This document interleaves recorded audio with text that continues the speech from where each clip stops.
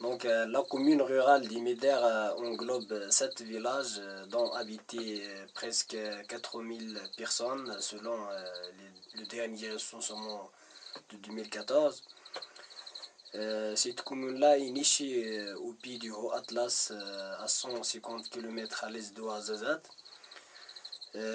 Sur le même territoire est implantée la grande mine d'argent, productrice de l'argent au niveau du nord d'Afrique. Cette mine-là est exploitée par la société métallurgique d'Imider, contrôlée par le groupe Managem, filiale de la Société nationale d'investissement. Pour le mode de vie des villageois, il est basé sur les activités agricoles, des activités pastorales, de l'agriculture, etc. Avec un système d'irrigation traditionnel, c'est-à-dire le khotara. Mais malheureusement, ces activités minières menées par la société métallurgique d'Imider ont divers effets négatifs sur l'environnement en général. Premièrement, à cause de la pollution minière, sachant que la mine utilise des produits toxiques durant les opérations de traitement de l'argent sur place ici à Imider, alors qu'il fait ce traitement à base de cyanure, qui est une matière très très toxique. Sachant aussi que les déchets liquides, gazeux et solides sont dispersés par la suite et sont libérés à ciel ouvert sans aucun traitement à l'ombre de l'absence d'aucune approche de management environnemental adoptée par la SNI. Donc il y a eu aussi le problème de la surexploitation des ressources hydrauliques. Depuis les années 80, la mine exploite plusieurs points, plusieurs forages sur la région, ce qui a influencé négativement le débit du khotara et le débit de l'eau sur les puits des fermes, ce qui a résulté la disparition d'une dizaine de fermes d'agriculture. Et par la suite, il y a eu des nouvelles exploitations des ressources hydrauliques dans des nouveaux points à Imider depuis 2004, ce qui a influencé directement, ce qui a résulté la baisse du débit du khotara à presque 60% suivant les résultats d'une étude réalisée par un bureau indépendant, un bureau d'études, dans presque moins d'un an de début de l'exploitation.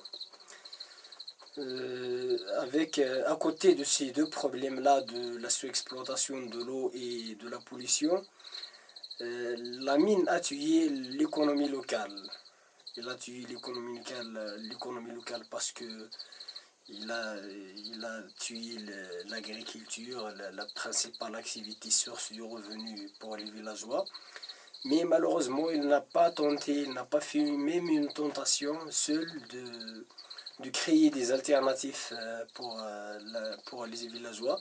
Par exemple, par l'embauche ou bien la création des postes d'emploi offertes par la mine. Par contre, il a exclu la main-d'œuvre locale dans les postes d'emploi offerts par la mine. Et il n'a pas investi dans les projets de développement local. Il y a eu des problèmes, même actuellement, il y a des problèmes de l'absence des infrastructures, soit au niveau sanitaire, au niveau de l'enseignement. Les élèves souffrent dans les diverses campagnes de la commune.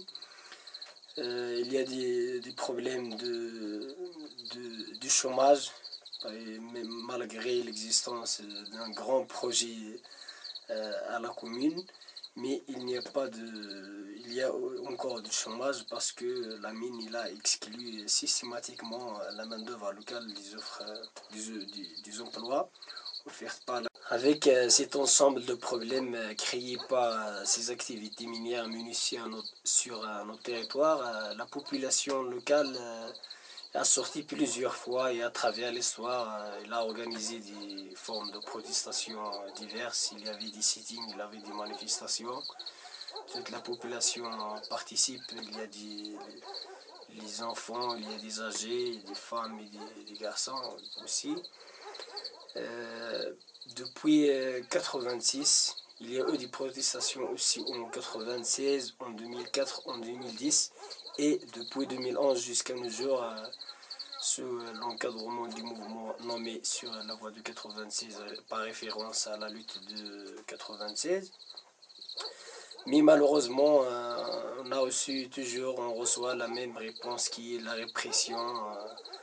Il y avait des arrestations en 86, il y avait des arrestations en 96, il y avait aussi, dans l'actuel combat, il y avait presque plus de 30 personnes qui sont arrêtées. Il y a des jeunes, il y a des